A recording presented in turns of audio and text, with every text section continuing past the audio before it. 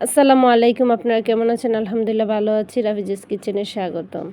এই তো চলে আসলাম লোভনীয় ভর্তা নিয়ে, যে ভর্তা খুব সহজে ঝামেলা ছাড়া হাতেই তৈরি করে ফেলতে পারবেন। না বাটনি, না পিষনি, না শিলপাটা, কোনো কিছুর প্রয়োজন হবে না। হাতে আপনি তৈরি করে নিতে পারবেন মজাদার এবং লোভনীয় ভর্তা।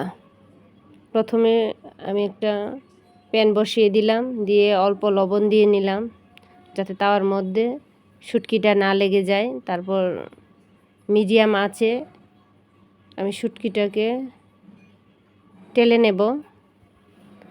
মিডিয়াম আঁচে শুটকিটাকে টালতে হবে। তারপর সাথে কয়েকটা মরিচও আমি টেলে নিচ্ছি।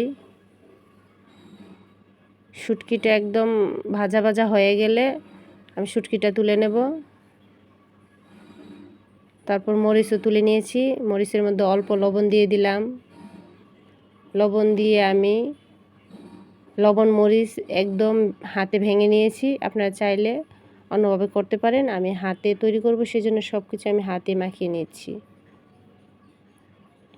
অল্প তেল দিয়ে পেঁয়াজ, মরিচ, লবণ একসাথে আমি হাতে মলান দিয়ে সফট করে নিচ্ছি পেঁয়াজটাকে। তারপর শুটকিটাকে আমি কাটা ভেঙে নিচ্ছি যাতে কাটাগুলা এত না থাকে। কাটাকে আমি ছাড়িয়ে নিচ্ছি। আমি কথা বলতে পারতেছি না, জাস্ট এই এত লোভনীয় এই ভর্তাটা যারা খেতে পারেন এরকম ভর্তা, আর যারা পছন্দ করেন না তাদের কাছে ভালো লাগবে না। যারা পছন্দ করবেন তাদের জন্য মজাদার এবং সহজভাবে আমি এই রেসিপিটা করলাম। তারপর আমি হাতে যথেষ্টভাবে মাখিয়ে নিয়েছি। এই যে দেখেন হয়ে গেল লোভনীয় ভর্তা। আপনি চাইলে এটাকে শুধু পেঁয়াজ মরিচ দিয়েও করতে পারবেন। ভালো লাগলে অবশ্যই ট্রাই করবেন।